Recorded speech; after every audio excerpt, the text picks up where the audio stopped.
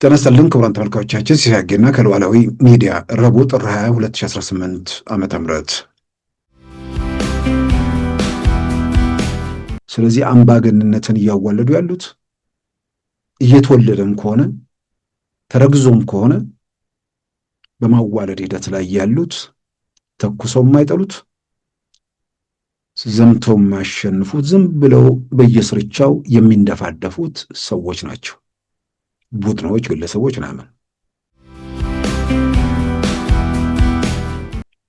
በብዙ መልኩ ስናይ አንዳንዱ እዚህ ምድር መጥቼ ስልጣን በራፍ ላይ ሳላልፍ እንዴት መለሳለሁ አይነት በሚመስል መንገድ የሆነ ግርግር ተፈጥሮ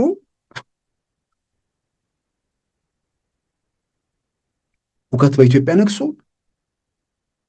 ከዛ በኋላ ከፍርስራሹ ስር መንግስት ሊወለድ ይችላል ወይ ደግሞ እንጎቻ መንግስታት ውስጥ ሚና ይኖረኛል ስል እዚህ ምድር መጥቼ እንዴት ነው በስልጣን በራፍ ላይ ሳላልፍ የሚሄደው አይነት ቁጭት ያደረባቸው ይመስላል። በዚህ መጠን ሰው እንዴት ያገሩ ጠላት ግን የሽግግር መንግስት የሁከት መንግስት ነው።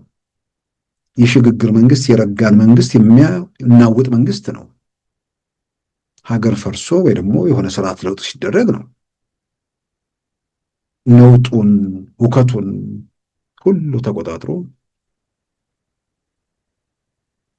ተርቡላንሱ አልፎ አውሮፕላኑ ከፍታውን ይዞ ተጓዦች ቀበቷችሁን ፍቱ በተባሉበት ሰዓት የምን የሽግግር መንግስት ነው? ጸጥታውን ጠብቆ እኮ እየተጓዘ ነው አውሮፕላኑ።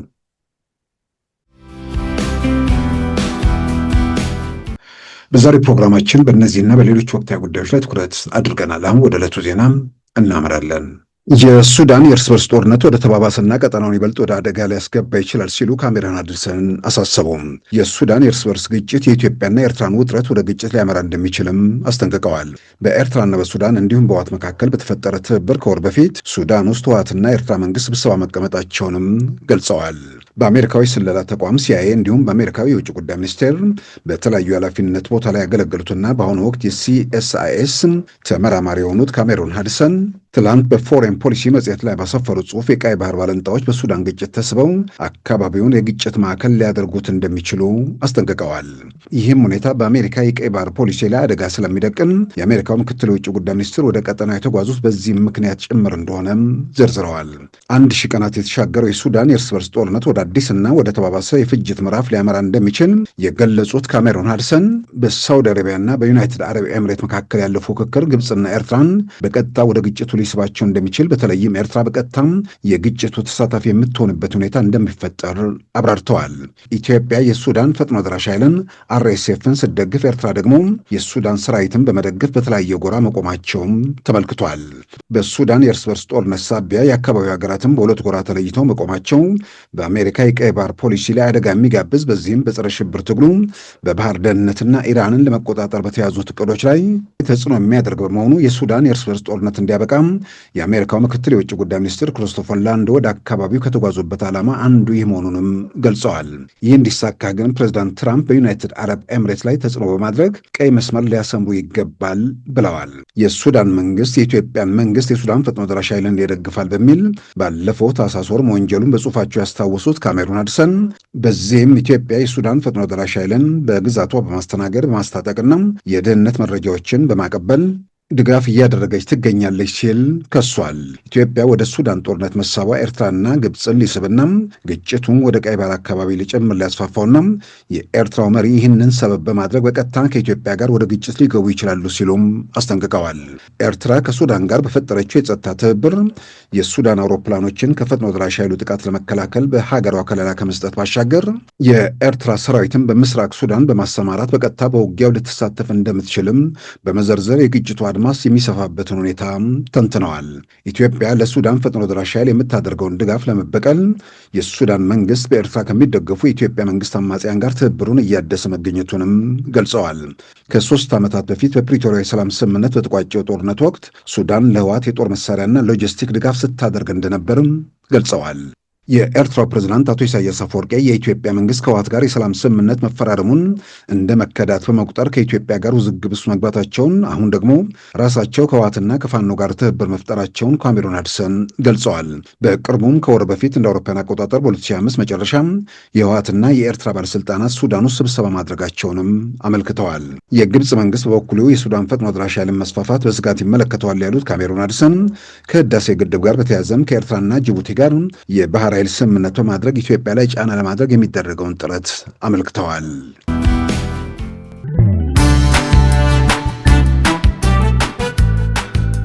ሉዓላዊ ሚዲያን ይደግፉ። ስራዎቻችንን ለብዙ እንድናደርስ ሰብስክራይብ፣ ሼር፣ ላይክ በማድረግ ሉዓላዊ ሚዲያን ያጠናክሩ። እውነትን እንዘግባለን፣ ኢትዮጵያዊነትን እናቀነቅናለን። መድረኩ ግን ለሁሉም አመለካከት ክፍት መሆኑን እናረጋግጣለን። ሉዓላዊ ሚዲያ።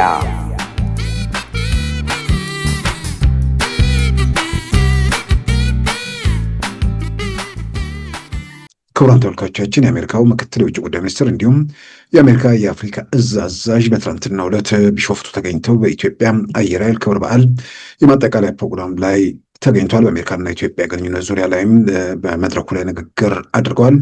እንግዲህ የአሜሪካው የውጭ ጉዳይ ሚኒስትር ወደ ኢትዮጵያ ጉዞ ያደረጉት ከኢትዮጵያ ባሻገር አስቀድመው በግብፅ ጉብኝት አድርገዋል። ከኢትዮጵያ በኋላ ደግሞ ወደ ኬንያ እና ጅቡቲ ይጓዛሉ። ምናልባትም የአሜሪካ የውጭ ጉዳይ ሚኒስቴር በድረገጹ ላይ የእርሳቸውን ጉዞ በተመለከተ ባወጣው መረጃ ላይ ወደ 4 ሀገራት በሚያደርጉት ጉዞ የመጀመሪያውን ጉዞ ግብፅ ላይ እንደሚያደርጉ፣ የግብፁን ጉዞ ከጨረሱ በኋላ ወደ ኢትዮጵያ ሲመጡ የአሜሪካ የአፍሪካ እዝ አዛዥ አንደርሰን አብረዋቸው እንደሚጓዙ የሚገልጽ ነው። ምናልባት ከዚህ በኋላ ወደ ኬንያ እና ወደ ጅቡቲ በሚደረገው ጉዞ ላይ አብረው ይጓዙ አይጓዙ እዛ ላይ በግልጽ አልተመለከተም። ነገር ግን ከግብፁ ጉብኝት በኋላ ነው እንግዲህ ጀነራሉ እዚህ ሂደት ውስጥ የተካተቱት። የኢትዮጵያና በአሜሪካ መካከል ያሉ የሁለትዮሽ ግንኙነት ባሻገር በአካባቢው ጸጥታ ላይ ጭምር ለመነጋገር እንደሆነ የሚያጠራጥር ነገር አይደለም። በዝርዝርም የተቀመጡት ነገሮች እነዛ ናቸው። በጉዟቸውን በተመለከተ እንግዲህ በአሜሪካ የውጭ ጉዳይ ሚኒስቴር ድረገጽ ላይ በወጣው መረጃም በ4ቱ ሀገራት ምክትል የውጭ ጉዳይ ሚኒስትሩ የሚያደርጉት ጉዞ ከየሀገራቱ ባለስልጣናት ጋር ይነጋገራሉ የሚል በጥቅል ነው የተቀመጠው። ኢትዮጵያ ጋር ሲመጣ ደግሞ ከጠቅላይ ሚኒስትር አብይ ጋር ይወያያሉ የሚል ነገር ተነሷል። ምናልባትም በጉዞው ሂደት ላይ በተለይ ከኢትዮጵያው መሪ ጋር ከጠቅላይ ሚኒስትር አብይ ጋር ይበልጥ መነጋገር ወይ ደግሞ በጉዳዩ ላይ መዋየት የሚያስፈልግ ነገር ስላለ ነው ወይ አይደለም፣ እሱ ግልጽ አይደለም። ዞሮ ዞሮ ግን ከጠቅላይ ሚኒስትር አብይ ጋር እንደሚወያዩ ይታወቃል። የጉዞ መርሃ ግብር አስቀድሞ የተያዘ ቢሆንም አሁን ደግሞ ከአባይ ወይ ደግሞ ከህዳሴ ግድብ ጋር ተያይዞ የዶናልድ ትራምፕ በጉዳዩ ላይ በአደባባይ የሚያራምዱት አቋም አለም ዘላቂ መፍትሄ እንዲገኝ በዛ ላይ እንደሚሰሩ እንግዲህ የገለጹበት ሁኔታ አለና ጉዞው አስቀድሞ የታቀደ ቢሆንም አሁን የአባይ ጉዳይም ስለተነሳ በዚህ ጉዳይ ላይም እንደሚነጋገሩ ምንም የሚያጠራጥር አይመስለኝም። በግብፅ ካይሮ ባደረጉት ጉብኝት ከግብፁ የውጭ ጉዳይ ሚኒስትር ዶክተር ባድር አብደላቴ ጋርም ተወያይቷል። ስለዚህ ስለ ኢትዮጵያ ጉዳይ ወይ ደግሞ ስለ ህዳሴው ግድብ መነሳቱም የሚጠበቅ ነው። እንግዲህ የአሜሪካ የውጭ ጉዳይ ሚኒስትር በኢትዮጵያ ቆይታቸው ከኢትዮጵያውን ጠቅላይ ሚኒስትር ሌሎችም የሀገሪቱ ባለስልጣናት ጋር ተወያይተው ወደ ኬንያ ከዛም ወደ ጅቡቲ እንደሚያቀኑ እንግዲህ ከመርሃ ግብሩ መረዳት የተቻለ በሁለቱ በኢትዮጵያና አሜሪካ ግንኙነት ላይ ከዛም ባሻገር እንዲህ በአፍሪካ አጠቃላይ በአፍሪካ ቀንድ ያለው ጸጥታ መሰረት አድርገው እንደሚነጋገሩ ያው የሚጠበቅ ነው። ምናልባትም ከታላቁ ህዳሴ ግድብ ጋር በተያያዘም ዝንባሌያቸው ወደ ግብፅ ያዘነበለ መሆኑን ባለፈው ከሪፖርተር መጽሔት ጋር ባደረጉት ቃለ ምልልስ የቀድሞ የአሜሪካ የውጭ ጉዳይ ሚኒስትር የአፍሪካ ረዳት ሚኒስትር አምባሳደር ዴቪድ ሽን የተናገሩት ነገር አለ። ከመካከለኛው ምስራቅ በተለይ ደግሞ ከዚህ ከጋዛ ጉዳይ ጋር በተያዘም ግብፅ ጋር የበለጠ ግብፅን የበለጠ እንደሚፈልጓትና ከዛ ጋር በተያዘ ወደዛ ማዘንበል ነገር ቢኖርም ዘላቂ መፍትሄ ለማምጣት ግን ሁለቱ በገለልተኛ ሆና አሜሪካ የማደራደር ሚናውን መጫወቷ በዛ በኩል ይጠቅማታል የሚል በእርሳቸው በኩል ምክር ተሰጥቷል። ሪፐብሊካን ናቸው። በአሜሪካ የውጭ ጉዳይ ሚኒስትር በትራምፕ ዘመን የአፍሪካ ኃላፊ ሆነው ያገለገሉ ሰው ናቸው። አሁንም ትራምፕ ወደ ስልጣን ሲመጡ አፍሪካ ዴስክን ወይ ደግሞ ለማደራጀት ለተወሰኑ ወራት እዛ ቆይታ ያደረጉ ሰው ናቸው። ለኢትዮጵያም ወዳጅ ናቸው። በኢትዮጵያና በአሜሪካ መካከል ያለው ግንኙነት እንዲጠብቅ፣ በሌላም በኩል ደግሞ ከሶማሌላንድ ጋር ያለውን ጊዜ ጉዳይ ላይ ሶማሌላንድ ነፃ ሀገር መሆን እንዳለባት አጥብቀው የሚወተውቱ ወይ ደግሞ የሚቀሰቅሱ ሰው ናቸው። የኢትዮጵያና የግብፅ ውዝግብ መፈታት ከሶማሌላንድ ጋር ተያይዞ ግብፅ ሰተት ብለው ደግሞ ጣልቃ የገባችው የህዳሴ ግድብን ሽፋን አድርጋ ነው። ኢትዮጵያና ግብፅ ተነጋግረው ቢፈቱት ብዙ ነገሮችን ይመልሳል በሚል እርሳቸውም በዚሁ ቃለ ምልልሳቸው ላይ የገለጹት ነገር አለ። ኢትዮጵያና ግብፅ ስምምነት ቢያመሩ ወደ ሶማሊያም የምትሄድበት የሶማሌላንድ ጉዳይ የሀገርቱን አቱን ለእርሷም ጉዳዩ ደግሞ አጀንዳ መሆኑ ያበቃል የሚል ነገርም ተነስቷል። በአጠቃላይ በአካባቢው ያለው ጸጥታ ወይ ደግሞ አጠቃላይ ሁኔታዎች ላይ የአሜሪካው ባለስልጣን ያደረጉት ጉዞ የተወሰነ እንግዲህ በዛ ረገድ ምንድን ጸጥታውን ወይ ደግሞ መረጋጋት ለማምጣት የሚደረገው ሂደት ላይ የሚደረጉ ትብብሮችን፣ ሌሎች ደግሞ የሁለትዮሽ ግንኙነቶችንም መሰረት እንደሚያደርግ ያው ይጠበቃል። ከቅርብ ጊዜያት ወዲህ የዓለም ታላላቅ ሀገራት ውጭ ጉዳይ ሚኒስትሮች እንግዲህ ኢትዮጵያ እየተመላለሱ ነው። የቻይናው የውጭ ጉዳይ ሚኒስትርም በዚሁ በጥር ወር ነው ኢትዮጵያ የነበሩት። የጀርመኑም የውጭ ጉዳይ ሚኒስትር በዚሁ በጥር ወር ነው ኢትዮጵያ የነበሩት። የአሜሪካ የውጭ ጉዳይ ሚኒስትር አሁን እዚሁ ኢትዮጵያ ናቸው። ምናልባት ዛሬ ይጓዙ ይሆናል። በቅርቡ ደግሞ የዩናይትድ ኪንግደም በተለምዶ እንግሊዝ የውጭ ጉዳይ ሚኒስትርም ወደ ኢትዮጵያ ይመጣሉ። የሚመጡበት የየራሳቸው የተለያየ ምክንያት ቢሆንም በጋራ ደግሞ በአካባቢው ጸጥታ ላይ ጭምር እንደሆነ ያው ይታመናል። በአጠቃላይ ከአሜሪካ የውጭ ጉዳይ ሚኒስትር ጉብኝት ጋር ተያይዞ እንግዲህ በተጨባጭ የሚመጡ የሚለወጡ የሚታዩ ነገሮች ካሉ እንግዲህ በሂደት የምንከታተለው ነው። በዛሬ ዝግጅታችን በዋናነት ኢትዮጵያ ውስጥ ካሉ ጉዳዮች የዕለት ተዕለት ጉዳይም ባሻገር አንዳንዴ ኢትዮጵያ ውስጥ ያደሩ የሚንከባለሉ የሚያወዛግቡ ጉንጭ አልፋ የሆኑ ጉዳዮች በተለይ አሁን ካለንበት ሁኔታ አንጻር የሚነሱ ነገሮች አሉ። በተለይ በዛ ረገድ ትንሽ ለመከራከር በሀሳብ ለመዋየት ትንሽ ምልክት የሚያሳውዩ ሰዎች ጋር መነጋገር አለ። የዘጉ ሰዎች ጋር መነጋገር ትርፉ ድካም ነው። የሚመጣ ለውጥም የለም። ዝም ብሎ መባከም ብቻ ነው የሚሆነው። ግን በየአጋጣሚና በየሁኔታው ምንድን ነው የተፈጠረው? ምንድነው ችግሩ? ምንድነው ኢትዮጵያ ውስጥ ላለው ቀውስ፣ ኢትዮጵያ ውስጥ ለተፈጠረው ነገር ስልጣን ላይ ያለው አካል ምን አደረገ? ታጣቂዎቹ ምን አደረጉ? እንዲህ አይነት ነገር መወያየት በጣም በጣም በጣም ይጠቅማል። በጣም አስፈላጊ ነገር ነው። ኢትዮጵያ ውስጥ ያለው ችግር የሰገሌ ጊዜ ደነቆረ የሚባል ነገር ነው የሆነው። የሰገሌ ጊዜ ደነቆረ፣ ምኒልክ ይሙት እያለ ያረጃል ወይ ይሞታል ነው። ከዛ በኋላ ስንት ነገር እንዳለፈ ምናምን መለስ ብሎ ለማስታወስም ለማየትም የሚሞክርበት ነገር የለም። ያኔ ሸኔ ሲተኩስ ያኔ ሸኔ የነገረውን እዛ ላይ ቆመ ሰው አለ። ፋኖ ሲተኩስ እዛ ጋር ይቆማል። ህወሓት ቤተ መንግስቱን ሲለቅ እዛ ጋር ይቆማል። በየሰፈሩ እዛው ሰፈሩ ላይ ጥያቄ ሲነሳ እዛ ጋር ቆሞ ከዛ በኋላ ሂደቶች እንዴት እንደቀጠሉ ማየት፣ ግራ ቀኝ መመልከት፣ ማገናዘብ፣ እንደዛ ለማድረግ ያልታደሉ ሰዎች አሉ። እግዚአብሔር በድሏቸው አይደለም፣ ራሳቸውን እየበደሉ ስለሆነ ነው። እግዚአብሔር ለሰዎች ከሌሎች ፍጡራን በተለየ የማሰብ ችሎታ፣ የመመዘን ነገሮችን የመመርመር አቅም ሰጥቷቸዋል። የሆነ ነገር በቋሚነት የሚነገሩ ነገሮች ላይ ሀገር ሊያጠፋ ነው፣ ሊደመስስ ነው፣ ምን ሊል ነው የሚባል ቡድን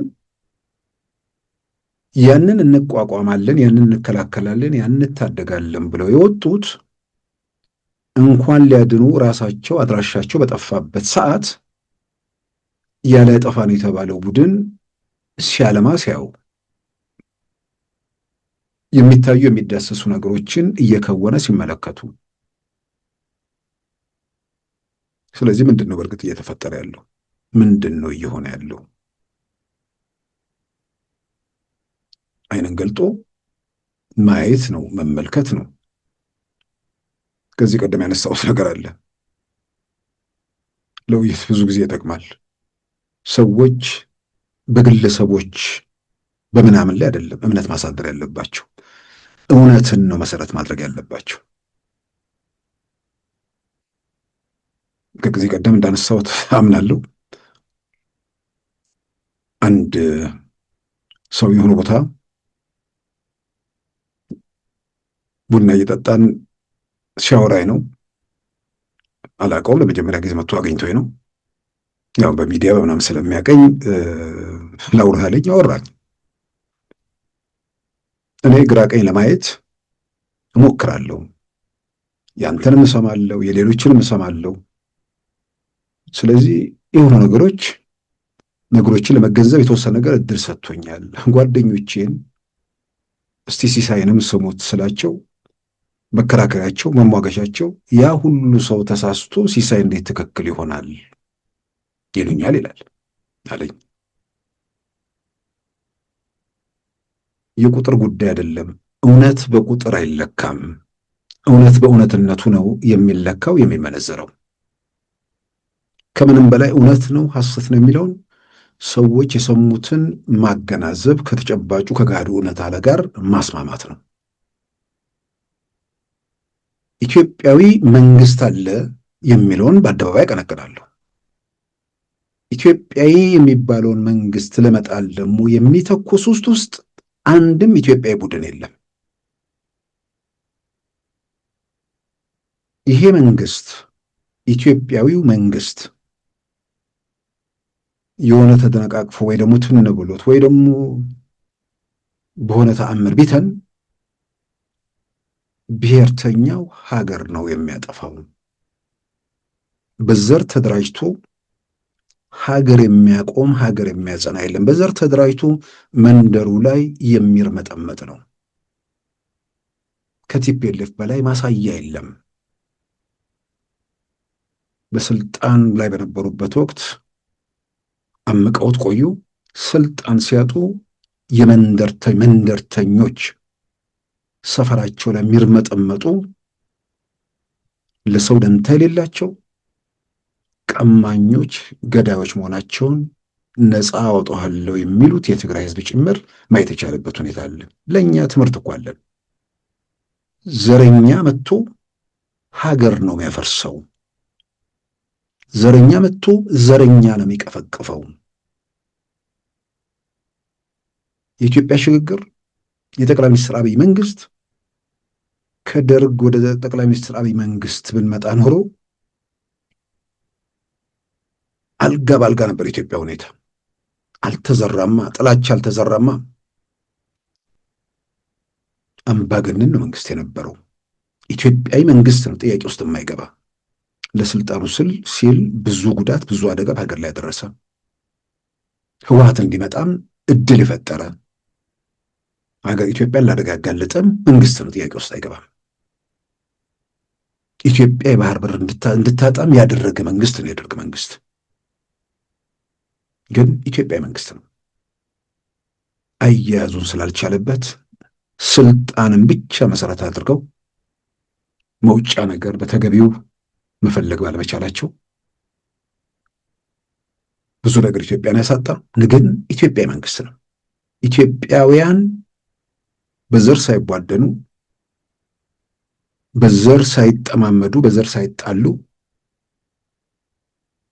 በሀገራዊ ህልም በኢትዮጵያዊነት መንፈስ የቀጥ የነበሩበት ስርዓት ነበር። ስለዚህ ከደርግ ወደ ህወሓት ማለት ከደርግ ወደ ጠቅላይ ሚኒስትር አብይ መንግስት መተን ቢሆን ኖሮ ኮሽታ ይኖራል ብዬ አላምንም።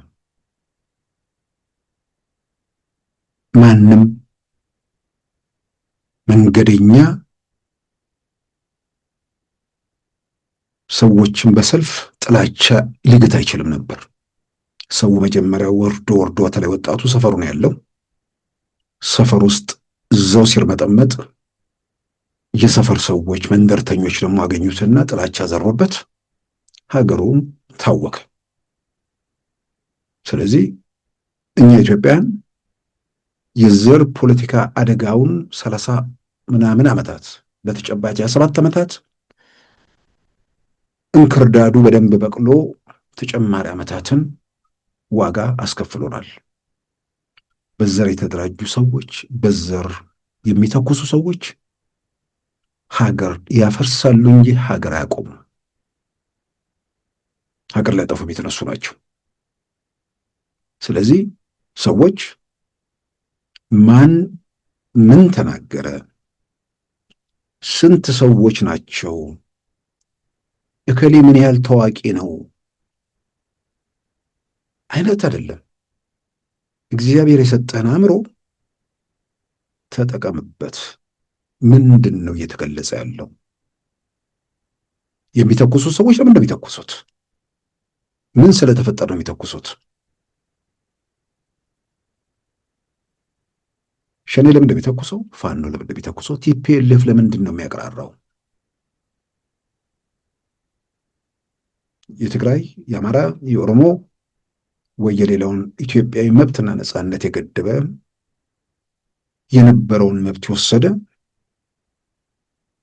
ወይንም ደግሞ እንደ መብት የገደበ ወይ ደግሞ የነፈገው ጉዳይ አለ ወይ?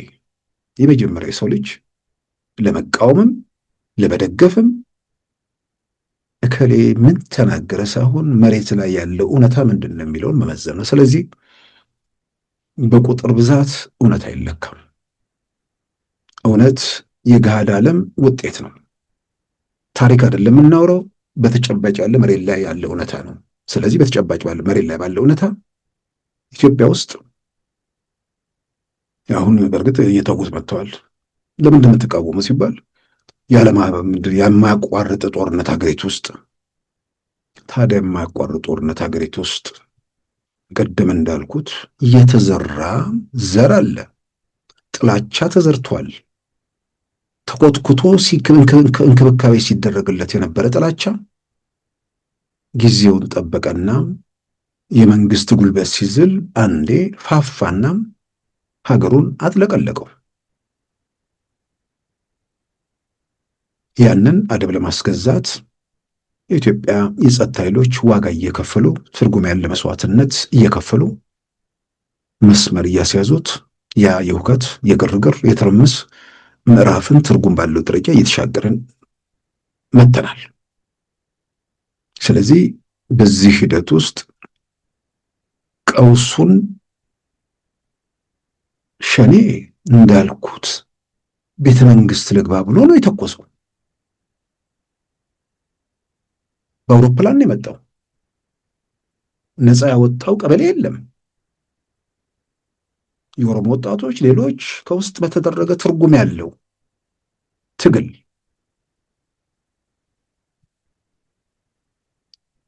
አፋኞቹ፣ ገዳዮቹ፣ ዘረኞቹ ከሂደቱ እንዲወጡ ተደርጎ ኢትዮጵያ ውስጥ ለውጥ ሲመጣ ራሱ ቲፒኤልኤፍ ውስጥም ሆነው የቲፒኤልኤፍ ጉዞ ለትግራይም ለሌላም እንደማይጠቅም ደግሞ የተረዱ በራሳቸው መንገድ አስተዋጽኦ አድርገው ኢትዮጵያ ውስጥ ለውጥ መጣና እየተሰደዱ በክብር ወደ ሀገራቸው እንዲገቡ ጥሪ ሲደረግ እየተዋጋ የመጣ ይመስል ለውጡ ሲመጣ እንጦጦ ጋራ ላይ የተኮሰ ይመስል በክብር መጥቶ ክብርን ገፍቶ ውርደትን ፈቅዶ እተኩሳለሁ ብሎ ወጣ። ኦሮሚያን የቀውስ ምድር አደረገ። የኦሮሞ ወጣቶችን ፈጀ፣ ሌሎች ንጹሐንንም ጨፈጨፈ። በዚህ ሂደት ውስጥ የኢትዮጵያ መንግስት ምን እንዲያደርግ ይጠበቅ ነበር? ምን ማድረግ ነበረበት?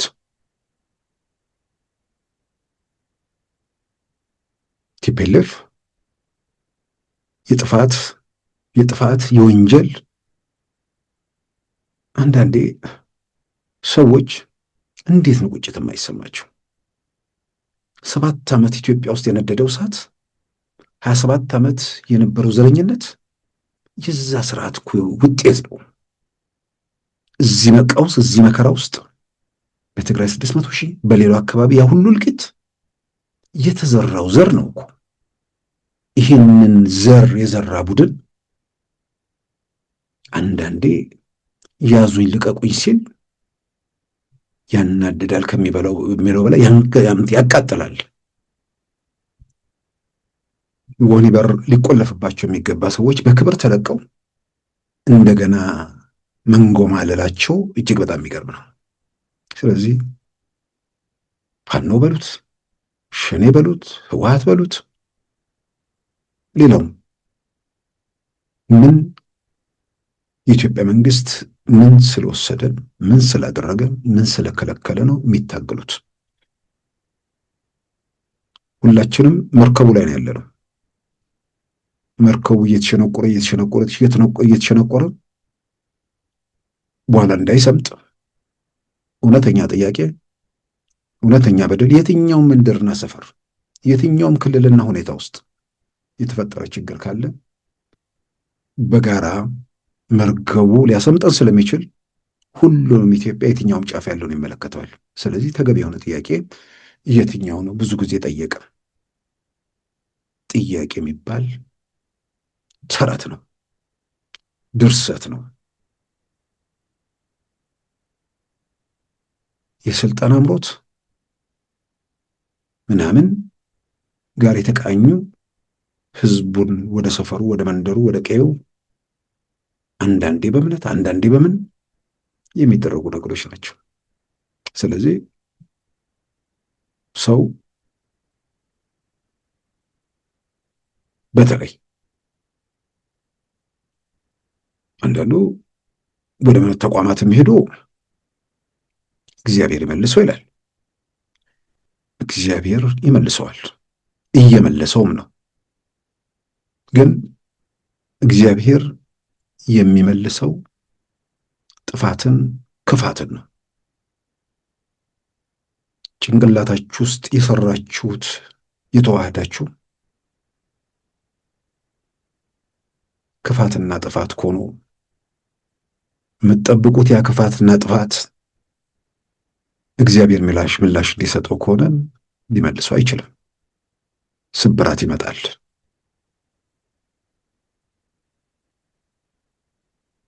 ስለዚህ ለየትኛውም ነገር ሀገራችን 7 ዓመታት የቀደሙት በለውጥ ዋዜማ የነበሩ ዓመታት 2-3 ዓመታት በቀውስ በመከራ ውስጥ አልፋለች። ግን ማንም በማያጠራጥር መልኩ ከ2016 ጀምሮ ደግሞ ሁኔታዎች በከፍተኛ ደረጃ ይሻሻሉ መጥተዋል። ዝም ብሎ አልተሻሻለም፣ ዋጋ ተከፍሎበት ነው። ለዜጎች፣ ለኢትዮጵያ ሰላም፣ ለኢትዮጵያ ደህንነት፣ ለሕዝቧ ቀጣይነት የኢትዮጵያ ሀገር መከላከያ ሰራዊትና ሌሎች የኢትዮጵያ የጸጥታ ኃይሎች የኢትዮጵያ ልጆች ዋጋ ከፍለው ነው። ዝም ብሎ በነፃ የመጣ ሰላም የለም፣ በነፃ የመጣ መረጋጋት የለም።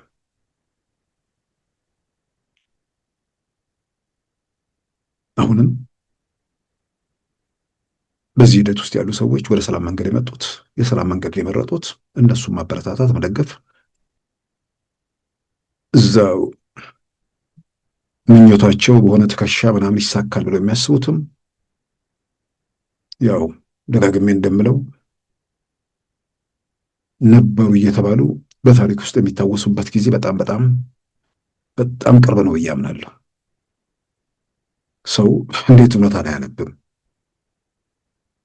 የሆነ የሚሄድና የማይሄድ የሚወርቅና የማይወርቅ መሰረት የያዘና ያልያዘው ነገሮች ዝም ብሎ የተለየ እውቀት የተለየ ምናምን የሚጠይቅ ነገር አለ። በደንብ አይኑን ለገለጠ ሰው የሚታይ የሚዳሰስ እውነታ ነው። የሆነ ኃይል የሆነ ምናምን ሲጨመር ምናምን ትራምፕ የሆነ ነገር ሲያደርጉ ፈንጠዝያ፣ የሆነ ነገር ደግሞ ሲደረግ ሙሾ፣ እንደዚህ ሁኔታ መቀጠል የሚቻል ነገር አለም። ስለዚህ ወደ ዋናው ነጥቤ ስመጣ ኢትዮጵያ ውስጥ ይሄ ጦርነቱ ምናምን የሚለው አሁን ተረት ተረት መሆኑ በግልጽ እየታወቀ ስለመጣ አሁን ስለሱ የሚያነሳ የለም። ለምን ትቃወማለህ ሲባል ብዙ ስለዛ የሚያነሳ የለም። በቃ ትቼዋለሁ እግዚአብሔር ምናምን ይፍታው ምናምን የሚል ነገር ነው። ወይ ደግሞ አሁን ለመከራከር የሚሞከሩት ሁለት ነገሮች በጣም እሰማለሁ። አንደኛው ሰውየው አምባገነን እየሆነ ነው የሚል ብቻ አይነት መከራከር ያለችውን ያው ትንሽ ማሰብ የሚችሉ ሰዎች ማለት ነው። ይህ ዝም ብሎ እንትን የሚለው አይደለም። አሁን በቃ ለመከራከር ሌላ ነገር ሁሉ ዝግ ስለሆነ የሚመጣ ነገር ማለት ነው። በቃ አምባገነን እየሆነ ነው። የአምባገነንነቱ መገለጫ ምንድን ነው የሚል ነገር ነው። እንግዲህ መጀመሪያ አምባገነንነት ምንድን ነው? አምባገነንነት ምንም ጥያቄ ውስጥ የማይገባ ነገር ከህግ በላይ መሆን ነው። በህግ አለመመራት፣ ፈላጭ ቆራጭነት፣ በህግ ከተሰጠው ስልጣኖች በራሱ መንገድ የፈቀደውን ማድረግ እያልን እንዘረዝራቸው የምንችላቸው ነገሮች አሉ። በዛ ረገድ ምንድን ነው የተደረጉ ነገሮች? አምባገነንነት መገለጫ የሚሆኑ ነገሮች ምንድን ናቸው? የምርጫ ስርዓቱ ኢትዮጵያ ውስጥ በምርጫ ማድረግ የሚቻልበት ሁኔታ ወይ ደግሞ በምርጫ መንግስት መቀየር የሚቻልበት እድል የለም። ምርጫ ተደርጓል የዛሬ 5 ዓመት። አሁን እንደገና ምርጫ ሊደረግ ነው። ግን ለምርጫ ማንም የተዘጋጀ ያለ አይመስለኝም ከተወሰኑ ፓርቲዎች ውጭ። 5 ዓመት ሙሉ ስለ ሽግግር መንግስት፣ ስለ መዋጮ መንግስት፣ ስለ ምናምን እያወሩ የሆነ ነገር በተፈጠረ ቁጥር መንግስት ተገዶ ወይ ደግሞ መንግስት ፈርሶ እዚህ ሁኔታ ውስጥ እንገባለን ሲሉ ስለነበር የተዘጋጁ ፓርቲዎች በአብዛኛው የሉ። ስለዚህ ምርጫው ነፃ ነው ነፃ አይደለም የሚለውን ስንት ፓርቲ ተሳተፈ በሚል አይደለም የምንለካው። ፓርቲዎቹ ምን ያህል ወንበር አገኙ በምንለው አይደለም የምንለካው። ምርጫው ነፃና ፍትሃዊ ነው አይደለም ነው። የመወዳደሪያው ሜዳ ለሁሉም ተፈቅዷል አልተፈቀደም ነው። ተፈቀደም አልተፈቀደም ግን አንድ ነገር በእርግጠኝነት መናገር ይቻላል። በአግባቡ በወጉ የተደራጀ እስከ ምናምን ድረስ መንግስትን ሊገዳደር ወይ ደግሞ ገዥውን ፓርቲ ሊገዳደር የሚችል አሰላለፍ አለ ወይ? ይህንን ቆም ብሎ ማየት መመርመር ነው። ስለዚህ በምርጫ መንግስት የማይለወጥበት ሁኔታ ካለ እርግጥም አምባገነንነት ነው። በህግ መመራት ከሌለ በእርግጥም አምባገነንነት ነው። ስለዚህ በዚህ ረገድ የታዩ ነገሮች ምንድን ናቸው የሚለው መናገር ነው። አንዳንድ ጋዜጠኞች መታሰር ይመጣል። ጋዜጠኞች በተለይ ታፍነው የተወሰዱትን በተመለከተ በዚህ መድረክም በግሌ ድምፄን አሰምቻለሁ። በሌላም በኩል የዶቼ ቬለ ጋዜጠኞች ፈቃድ ማለት ሪፖርተሮቹ የዘጋቢነት ፈቃዳቸውን በተነጠቁበትም ጊዜ በግሌ ድምፄን አሰምቻለሁ። ግን መንግስት ለምን አደረገ አይደለም አጣርቶ ማድረግ አለበት። ለምሳሌ ዶቼ ቬለ ላይ እከሌከል የመጠራቸው ጋዜጠኞች በምንም ተአምር ፈቃድ ሊነጠቁ አይደለም። መንግስት ምንድነው ይሄ በኃላፊነት ስሜት ሙያውን ብቻ ተከትሎ የሚሰሩ ምክንያቱም ሌላው ጥፋት ክፋት በነገሰበት ሀገር ውስጥ እንደዚህ አይነት የሚሰሩ ዘጋቢዎች ጭምር አንድ ላይ ፈቃዳቸውን ተነጠቁ። የቡድን ወንጀል የለም፣ የተቋም ወንጀል አለ። በተቋም ውስጥ የሚሰራው ሰው ግን በተናጠል የሚጠየቀው ነገር ይኖራል። በየወስጠው ነው። የተቋሙ ደግሞ ኃላፊዎችም አይደሉም። ጀርመን ድምፅ የሚያጠፋው ነገር ካለ መጠየቅ ያለበት የጀርመን ድምፅ ነው። እዛ ውስጥ ያሉ ሪፖርተሮች በቀጥታ ከራሳቸው ስራ ጋር የተያዘ ነገር አለዛም ጣቢያው እንዳለ የሚታገል ከሆነ እሱ ራሱ የቻለ ሌላ ታሪክ ነው። ግን የታገዱበት መንገድ ትክክል አልነበረም። በኋላ መመለሱ ጥሩ ነው። ግን የተመለሰበትን መንገድ ደግሞ በግሌ አስገራሚ የሆነ ነው ያገኘሁት። የተከለከለው በክልል ነው የሆነው። ልክ የቲፒኤልኤፍ አሰራር ሆነብኝ በተወሰነ ደረጃ። ድሮ በቲፒኤልኤፍ ዘመን ጀርመን ድምፅም ማን ነው የአሜሪካ ድምፅም ከአዲስ አበባና ከመቀሌ ውጭ ሪፖርተር ማስቀመጥ አይችሉም ነበር። አሁን የአሜሪካ ድምፅ ያው ተዘጋ እንጂ የአሜሪካ ድምፅ የጀርመን ድምፅም በየክልሉ አላቸው ብቻ ሳይሆን በአንድ ክልል ከአንድ በላይ ዘጋቢዎች አሏቸው። በቲፒኤልኤፍ ዘመን ያ መብት አልነበረም። ግን ፈቃዱ በጅምላ ታገደ። ሲመለስ ደግሞ የዚህ ክልል ተብሎ ተከለከለ። በዛ የሚባለው ክልል ውስጥ ፈቃዱን ይዘው ከቀጠሉት በተሻለ በኃላፊነት ስሜት የሚሰሩ ሰዎች ነበሩ። እኔ ሲነጠቅ ምን ሲል እንትኑን መሰረት አድርጎ ነው፣ ዘገባዎቻቸውን መሰረት አድርጎ ነው። አሁን ሰሞኑ ደግሞ ዋዜማ ሬዲዮ ፈቃድ መልስ ተብሏል ተብሎ ተደረገ። ያው ዘገባዎቹ ላይ መንግስት ያየው ነገር ወይ ደግሞ ከህግ ምናምን አንጻር ያዩት ነገር ሊኖር ይችላል፣ አላውቅም። ምክንያቱም ዝርዝር ነገሩ ስላልወጣ። ግን ደግሞ በአጠቃላይ ስናይ ኢትዮጵያ ውስጥ ያሉ ሚዲያ ያ ሁከት፣ ግርግር፣ ጥፋት በየቀኑ በሚሰበክበት ሀገር ውስጥ ምናልባት የደህንነት መረጃዎች በአብዛኛው የሚወጣበት ሚዲያ ከመሆኑ ባሻገር ፈቃድ ለማስነጠቅ ወይ ደግሞ ፈቃድ ለማስመለስ የሚያስችል ሁኔታ ዋዜማ ሬዲዮ ላይ አለ ወይ? ሁለተኛ በኢንተርኔት የሚተላለፍ ሬዲዮ ነው። ፈቃድ መንጠቅ እንደማድረግ የሚደረገው ሀገር ቤት ያሉት ሪፖርተሮች እንዳይሰሩ ነው የሚደረገው። ከዛ ውጭ ግን ሞር በኃላፊነት መስራት የሚችለውን ለአገር ቤት ላሉ ዘጋቢዎቹ ሲባል የሚደረጉ ጥንቃቄዎች እነሱ ሁሉ ታልፈው የውከት የሽብር አይነት ነገር ሊቀርብ የሚችልበትን እድል ነው የሚያሰፋው። ነገር ግን እዛ ውስጥ ያሉ ሰዎች ወደዛ ነገር ሄዱ ሰዎች ናቸው ብዬ አላምንም። በኢንተርኔት የሚተላለፍ ነገር ሪፖርተሮች በማስቀመጥና ባለማስቀመጥ መካከል የሚፈጠር ልዩነት ነው። ስለዚህ ጥፋቱ አሁን ቢነገር ለሁላችንም ጥሩ ነው። ምንድን ዋዜማ ላይ ያወጣው ትክክል ያልሆነው ዘገባ።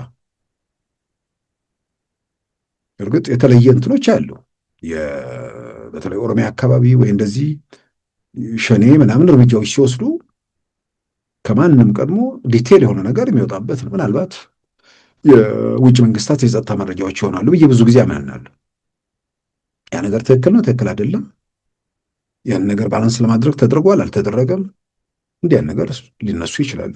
ነገር ግን ስንት እንትን ባለበት ሀገር ውስጥ እንደዚህ አይነት ሚዲያዎችን በእንትን በማለት እኔ ጉዳቱ አይታየኝም።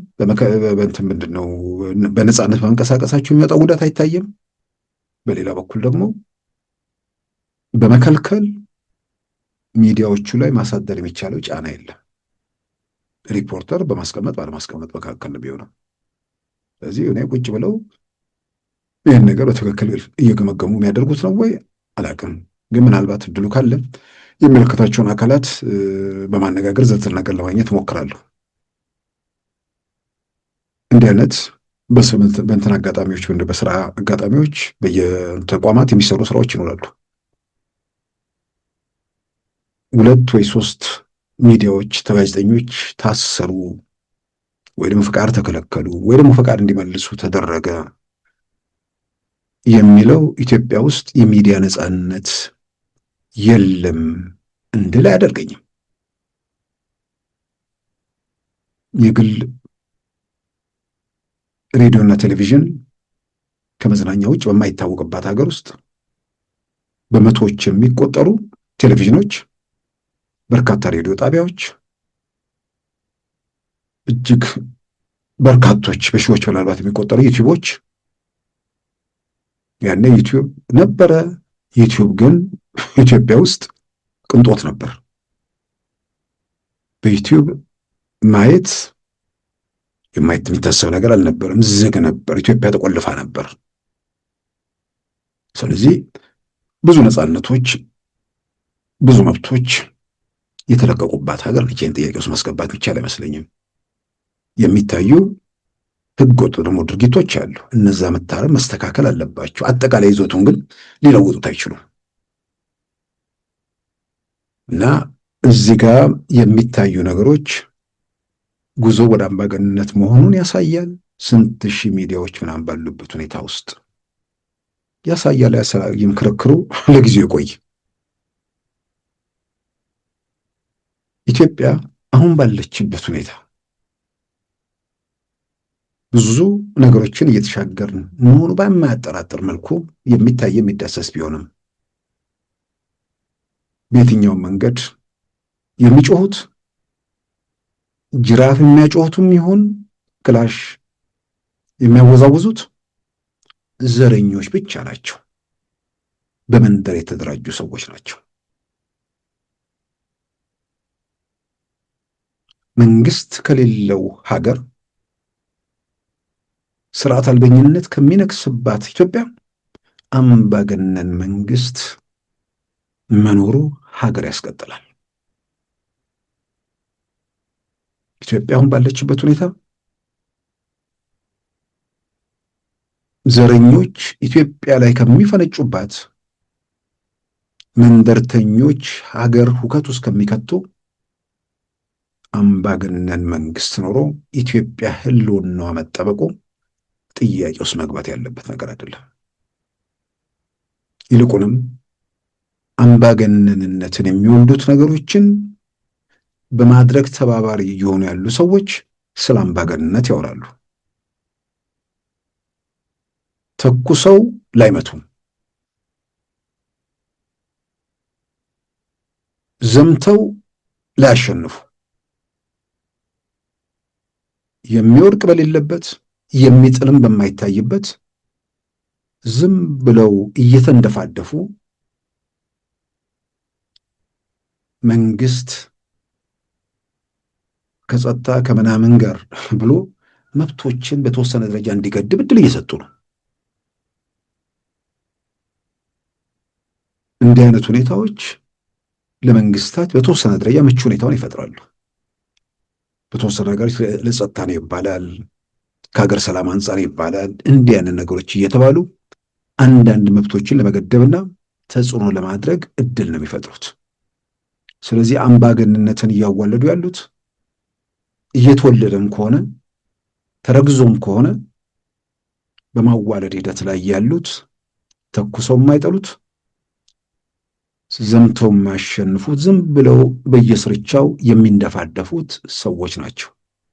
ቡድኖች፣ ግለሰቦች ምናምን የሚፈሩት አምባገነንነት ከሆነ ወደ አምባገነንነት ጉዞ እንዳይጀመር ወይ ደግሞ አምባገነንነት እንዳይዋለድ በዚህ በኩል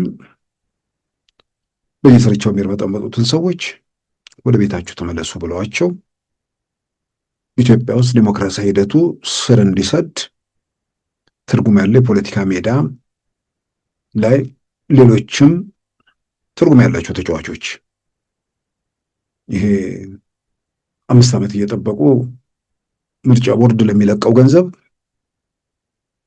ቴሌቪዥን ስክሪን ላይ ምናምን ተፍ ለማለት ያኔ የነበሩ ምናምን አይነት ነገሮች ለኢትዮጵያ አይጠቅሟትም። ትርጉም ያለው የፖለቲካ እንቅስቃሴ የሚያደርጉ በተለይ ደግሞ ወጣቱ አሁን ሂደት ውስጥ መግባት ነው ያለበት። በብዙ መልኩ ስናይ አንዳንዱ እዚህ ምድር መጥቼ ስልጣን በራፍ ላይ ሳላልፍ እንዴት መለሳለሁ አይነት በሚመስል መንገድ የሆነ ግርግር ተፈጥሮ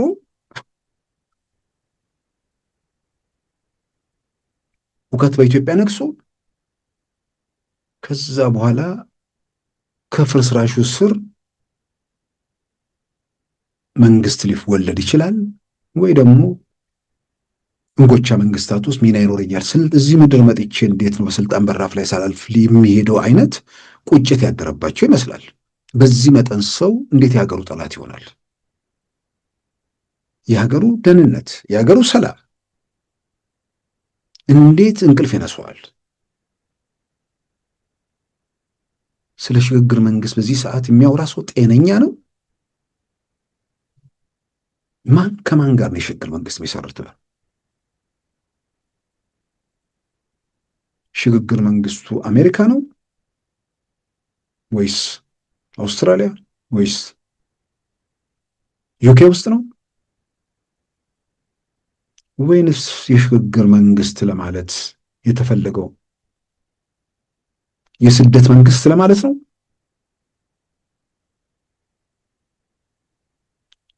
ሁለት ሺህ 11 የሽግግር መንግስት የሌለ ያልተካሄደባት ሀገር 2018 ላይ አየሩንም ሰማዩንም ምድሩንም በመዳፋቸው የተቆጣጠሩ ሰዎች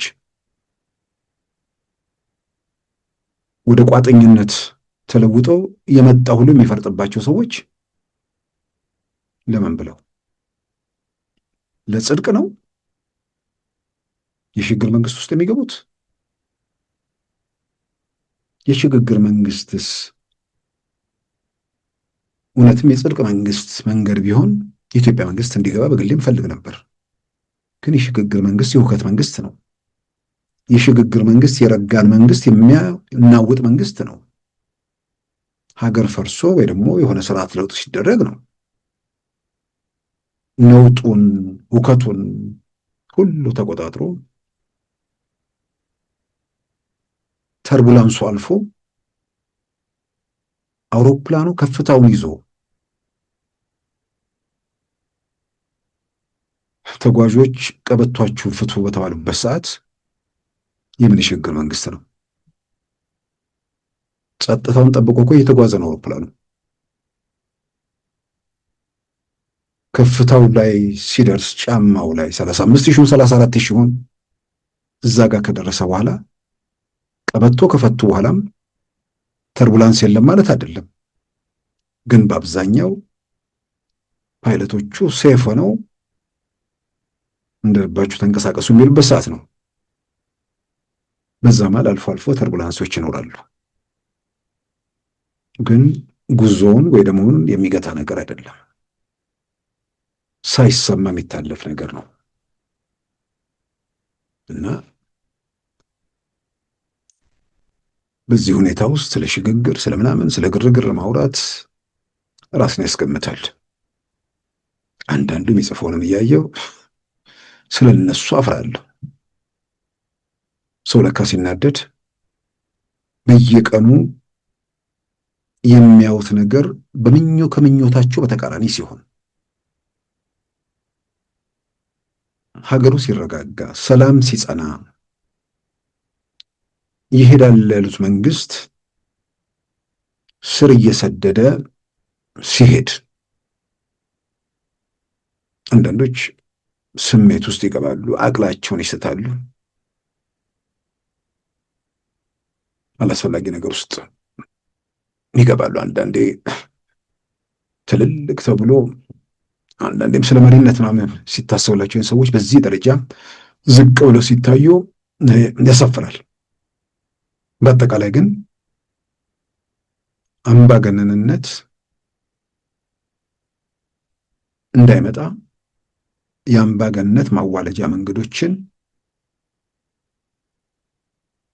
ምክንያት የሆኑትን ያንን መንገድ መዝጋት፣ ከዛ በላይ ግን ኢትዮጵያ ውስጥ በማናቸውም ሁኔታ ዘረኞች ኢትዮጵያ ፖለቲካ ስልጣን ላይ ከሚታዩ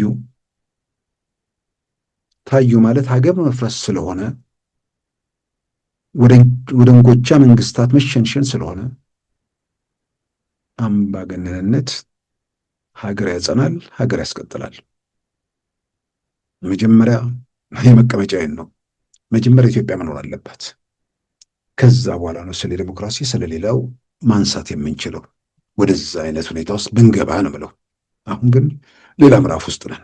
አምባገነንነት የሚባለውን ነገር ማሳየት አለባችሁ ነገሩንና በዚህ መንገድ የሚል ነገር ካለ ያንን እንትን ማለት እንችላለን።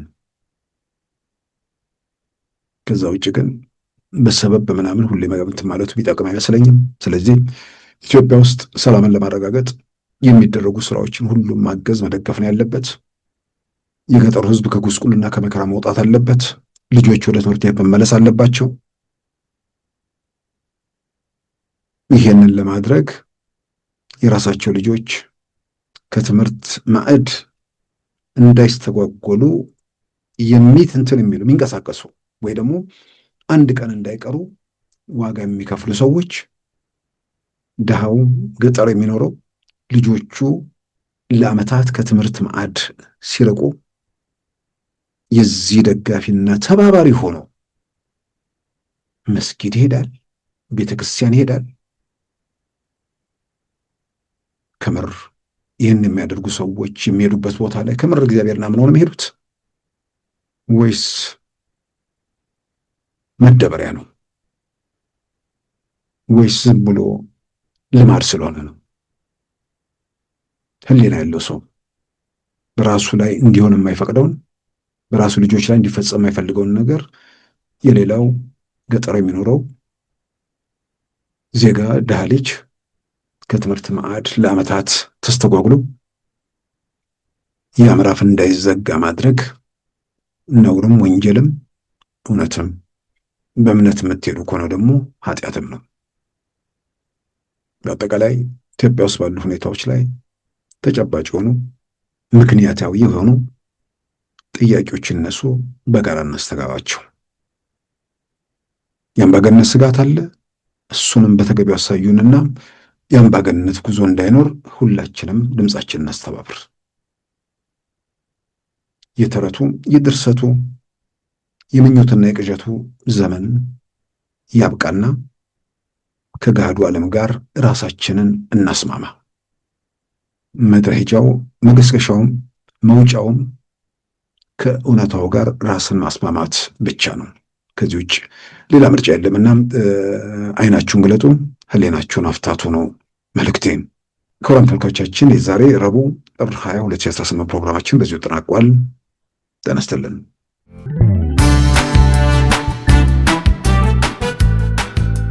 ሉዓላዊ ሚዲያን ይደግፉ። ስራዎቻችንን ለብዙ እንድናደርስ ሰብስክራይብ፣ ሼር፣ ላይክ በማድረግ ሉዓላዊ ሚዲያን ያጠናክሩ። እውነትን እንዘግባለን፣ ኢትዮጵያዊነትን እናቀነቅናለን። መድረኩ ግን ለሁሉም አመለካከት ክፍት መሆኑን እናረጋግጣለን። ሉዓላዊ ሚዲያ